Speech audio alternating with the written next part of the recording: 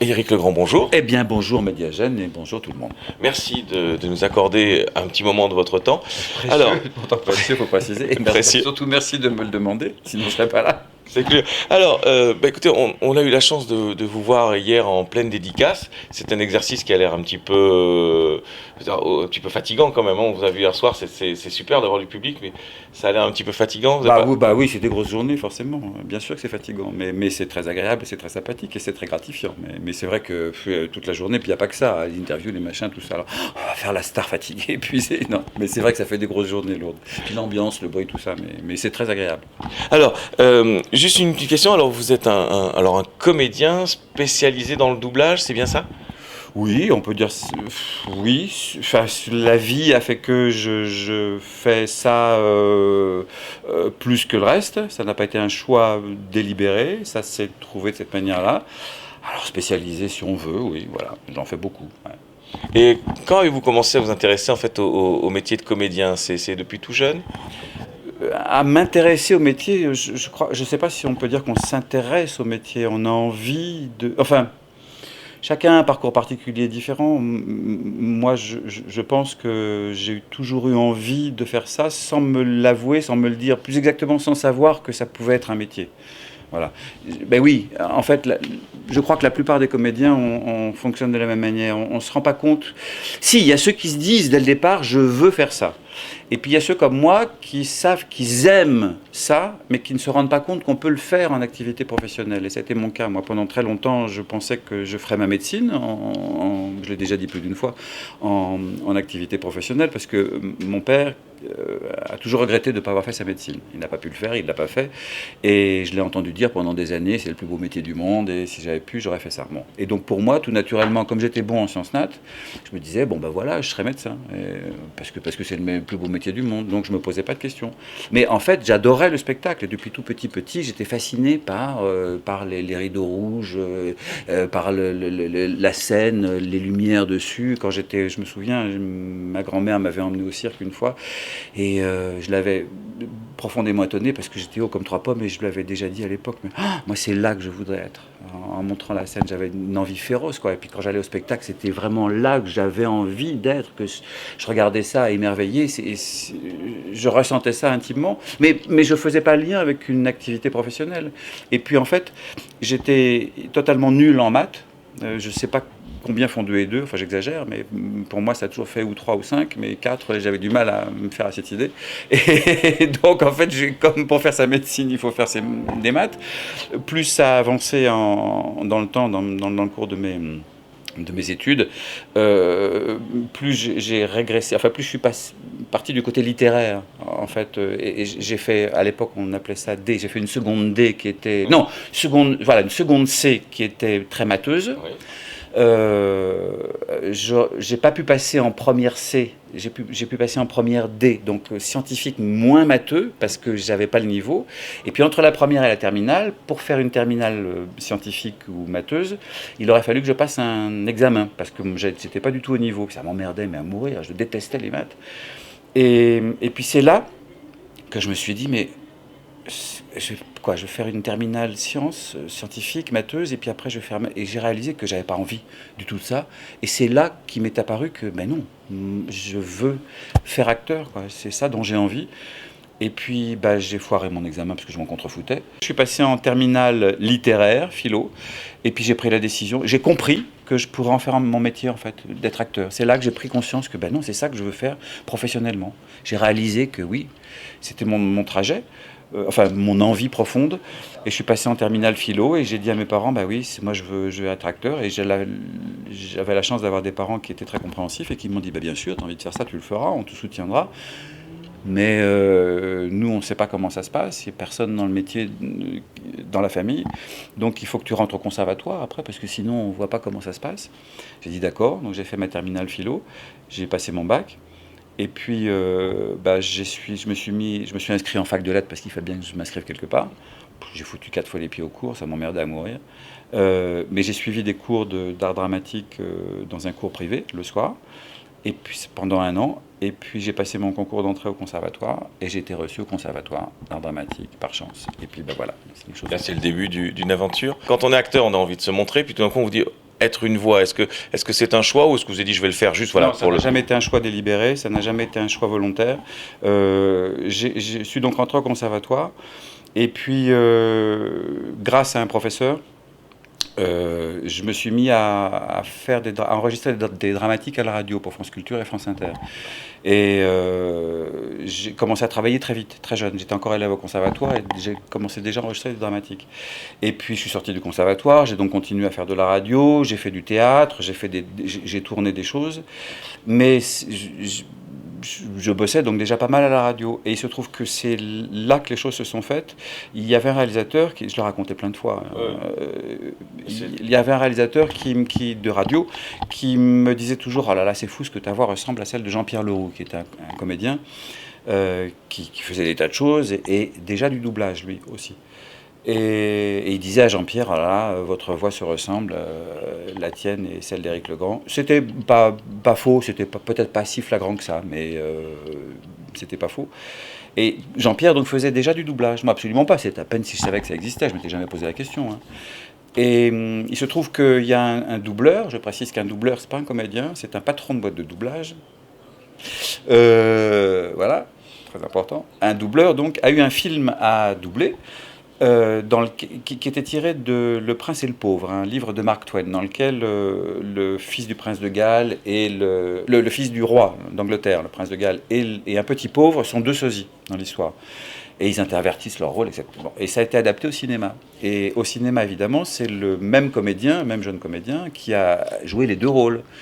Et le doubleur français a eu l'idée de donner en français, dans le doublage, deux voix proches mais différentes. Pour le même acteur, mais les deux rôles. Et il a engagé Jean-Pierre pour l'un des deux rôles. Et il a dit à Jean-Pierre, écoute, voilà, j'envisage de donner l'autre rôle à un comédien qui aurait une voix proche de la tienne. Tu penseras à quelqu'un. Et Jean-Pierre, tout naturellement, a dit, Éric Legrand, puisqu'il entendait tellement dire qu'on avait... Mais il a dit, mais je ne sais pas si Éric fait du doublage. Et je n'en avais jamais fait. Et donc le doubleur a dit, qu'à cela ne tienne. Il m'a téléphoné. Et le téléphone a sonné. Dring, allô Éric Legrand, oui, est-ce que vous viendriez faire un essai? Oui. Bon, je suis allé faire un essai. L'essai a été concluant, l'époque était différente aussi, on avait plus de temps pour travailler, et il m'a engagé. Et donc j'ai commencé, mais ça c'est un parcours extrêmement atypique, hein, j'ai donc commencé sur quasiment un rôle principal en doublage. Et ça s'est fait comme ça, et à partir de là il m'a refait travailler, et puis ça a fait boule de neige, et je me suis mis à en faire. Donc je me suis jamais posé la question en fait, c'était du travail comme un autre, et puis ça s'est fait, les choses se sont faites comme ça, donc j'ai jamais eu à me dire est-ce que je vais en faire ou pas, non. Et puis c'est du boulot, donc voilà. Ah oui, tout à fait, non, mais j'imagine, mais c'est vrai que c'est quand même un... Mais après c'est vrai, pardon, je crois... oui, c'est vrai que c'est frustrant de parler dans la bouche de quelqu'un, alors qu'on a envie d'être sur scène ou devant une caméra. Bien sûr que si on ne fait que ça, ça devient frustrant à la longue. Et moi, ça fait longtemps que j'ai pas joué au théâtre et je meurs d'envie de remonter sur les planches, quoi. C'est ça qui me plaît, c'est avant toute chose. J'ai pas envie de parler dans la tronche de quelqu'un d'autre, hein. Même si c'est sympa et c'est plus sympa que de poissonner les tickets de métro. Mais c'est largement plus sympa. Voilà, mais bon. Puis ça vous donne une certaine notoriété parce que tout le monde connaît la voix de Vegeta, par exemple. Bon, ça, c'est rigolo. La notoriété, c'est très bien, c'est très sympathique, mais non, enfin, une notoriété, elle est très très relative. Au niveau des fans, oui, bien sûr, mais sinon, dans le métier, on n'en a exactement aucune. Et sinon, dans des projets, justement, en théâtre et tout ça alors... Non, non, malheureusement, non. On va dire non. Dans l'état actuel des choses, non, je n'ai pas de projet de théâtre, hélas. Ça me manque. Les gars, faut se réveiller. Voilà, montez une pièce. Je sais pas. Écrivez-moi une pièce, quelque chose. Non, pour l'instant, rien. Mais ça me manque terriblement. Des projets de tournage un petit peu, de court-métrage surtout. Bon, donc c'est des trucs sympas. C'est sympa, les courts-métrages, il y a une liberté, oui, voilà. un style d'écriture qui est quand même moins formaté, parce que comme vous le disiez tout à l'heure, aujourd'hui, les tournages, c'est devenu un business, donc il faut tendu, il y a du temps, il faut que ça aille vite. Oui, et on a une très grande liberté, en effet, et puis on n'a pas comment dire, on ne représente rien dans un... Enfin, quand on est engagé dans un court-métrage, on n'est pas engagé pour des raisons économiques. Il est évident que dans un tournage, on ne va pas m'appeler moi pour faire un rôle principal. Puis Éric Legrand, tout le monde s'en fout. On va prendre quelqu'un de connu, ou de prétendument connu, ou que la chaîne de télévision va dire je le veux lui parce qu'il croit que... Bon, très bien. Alors que dans un court-métrage, si le réalisateur fait appel à moi, c'est vraiment parce qu'il a envie de travailler avec moi. Et donc il n'y a pas de pression économique, et donc cette liberté-là, c'est très agréable. Et puis en plus, il y a une liberté de ton, en effet. Et puis c'est plus convivial, et puis ce sont des jeunes, la plupart du temps bien sûr, et toute l'équipe même est composée de gens jeunes qui ont envie de le faire, et qui ont une passion, et ça dégage une énergie qui est très très rafraîchissante et très agréable. Et moi j'adore travailler avec des jeunes, bien que je le sois encore extrêmement. Alors, ça se verrait si vous étiez encore, il n'y a pas la barre, donc ça va. Et justement, dans ce choix, vous avez des titres de choses que vous avez fait récemment ou que vous allez faire? Là, il y a un projet de court-métrage. Oui, j'en ai un très prochainement que je tourne là, un petit rôle. Je fais le papa du héros. Là, à la fin du mois de mai, j'en ai un ou deux autres qui sont prévus. Les titres, ça, je ne les connais pas encore. Et puis ça peut changer les titres, c'est une affaire. C'est vrai qu'un court-métrage. Par contre, les courts-métrages, c'est quelque chose qui se développe beaucoup maintenant, avec Internet en plus, parce que ça circule. Oui. Parce que le problème, c'est les courts-métrages, maintenant, c'est la vision. Au cinéma, encore une fois, voilà. Le côté mercantile. On n'a plus le temps de passer un court-métrage avant comme avant. Enfin, voilà. Comme avant. Ouais, avant comme avant, je me répète. Non mais c'est vrai. Exactement, oui c'est vrai. Mais maintenant le web est un média de diffusion qui est formidable. Et en plus de ça, les jeunes ont la possibilité, enfin jeunes ou moins jeunes bien sûr, on a la possibilité de faire des films avec un matériel, avec des appareils de photo. C'est formidable parce que ça devient à la disposition de tout le monde maintenant. Donc c'est une possibilité d'expression qui se démocratise complètement. Rester comme ça toute une journée à côté de Brigitte qui est toujours à 300 volts. C'était un bon moment de se retrouver comme ça. Non, on se déteste. Ouais. On a une certaine estime professionnelle, mais humainement parlant, on ne se supporte pas. Donc c'est un peu difficile. J'ai vu ça, on a vu ça. Mais non, c'est très agréable, bien sûr, sinon on ne serait pas ensemble. D'ailleurs, quand on est invité comme ça, généralement, on se téléphone. T'es invité? Ouais, je suis invité. Ah ouais, qu'est-ce qu'on fait? On y va? Ah ouais, on y va. Ouais, très bien. Okay. Finalement, bon, c'est quand même le doublage. Finalement, c'est quand même un monde fort sympathique. C'est comme tous les mondes, hein. Il peut être extrêmement antipathique. Il y a des gens odieux que je déteste absolument. Oui. On veut pas de nom. Non, mais j'en donnerai pas. Encore que bon, pourquoi pas. Mais non, bah oui, forcément.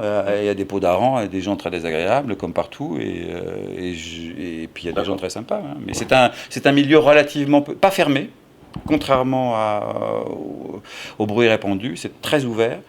Mais c'est un milieu relativement petit dans lequel les gens se retrouvent régulièrement et fréquemment, et donc on se connaît tous plus ou moins. Cela dit, le cinéma aussi, c'est encore plus fermé, encore plus restreint. Les gens qui tournent, ils se comptent sur les doigts des deux mains et des deux pieds, c'est tout.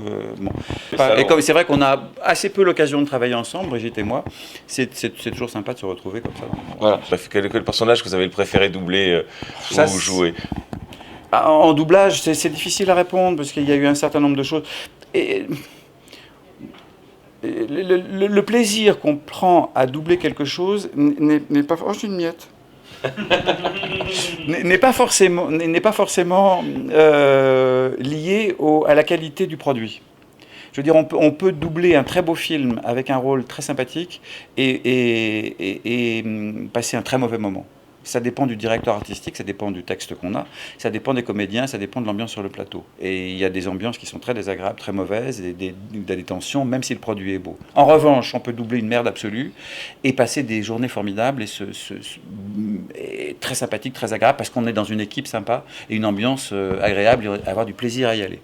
Bon, donc, cela étant, là où tout a été réuni, c'est-à-dire le plaisir du produit et le plaisir de l'ambiance, ça a été, bon, je le dis souvent, parce que ça a été Charles sans charge, un acteur qui s'appelle Scott Baio.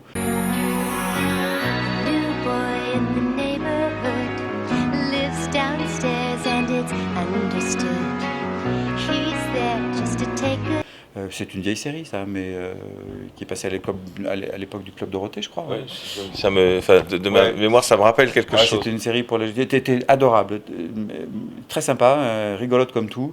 Et puis l'acteur était formidable, et j'ai adoré le doubler, et l'ambiance sur le plateau était très sympathique. Donc on passait des journées très très agréables, et c'est un de mes meilleurs souvenirs. Voilà, est-ce que le comédien dit à un moment donné, mais ça va pas... Très souvent. Bien sûr, très souvent, très souvent. Et écrire un bon texte de version française est quelque chose d'extrêmement difficile. Être à la fois synchrone, en accord avec le rythme de l'acteur, avec le sens de ce qu'il dit, avec la qualité du langage, respecter l'humour, les jeux de mots, les doubles sens, c'est très très difficile, c'est un travail très pointu. Et on trouve assez peu de bons auteurs. Il y en a qui font du travail excellent, mais il y en a beaucoup qui font du travail très mauvais. C'est vrai. Et puis, travail aussi, il y en a plein qui font du travail moyen. Encore une fois, c'est très difficile. La critique est aisée et l'art est très difficile. Et donc, nous, très souvent, on dit oui, mais d'abord, c'est pas ce qu'il dit en anglais, puis ça m'aide pas, c'est pas le rythme, c'est pas ça va pas. Donc, alors, soit on a le loisir de changer, on a une meilleure idée, on trouve quelque chose qui colle mieux, et on a le droit de changer, soit on n'a pas le droit, on dit ah non. La chaîne a validé le texte, parce que quelqu'un à la chaîne a regardé le texte à blanc sans regarder l'image, en disant oui, ça je veux bien, non, ça je ne veux pas. Je ne veux pas qu'on dise rose bonbon, je veux qu'on dise rose clair. Ah non, c'est validé, tu ne touches pas, toi, sur le plateau. Ah d'accord, donc on ne touche pas. Donc on n'a pas le droit de changer une virgule, très bien, donc on ne change rien. Mais souvent, on a le droit, et donc on trouve quelque chose de meilleur, ou qui nous semble meilleur, ou plus adapté, ou qui se joue mieux. Et on tombe aussi sur des auteurs qui ont le bon esprit de dire mais c'est très bien, moi je comprends parfaitement qu'un acteur ait envie de remettre ça, d'avoir une meilleure idée sur le moment, c'est parfait. Puis il y en a qui ah non mais j'avais pas écrit ça comme ça, donc ça leur plaît pas. Bon. Et puis ça dépend pour qui donc on travaille. Par exemple chez Disney, il est hors de question de changer une virgule. Ça a été validé à Los Angeles par des gens qui ne parlent pas français.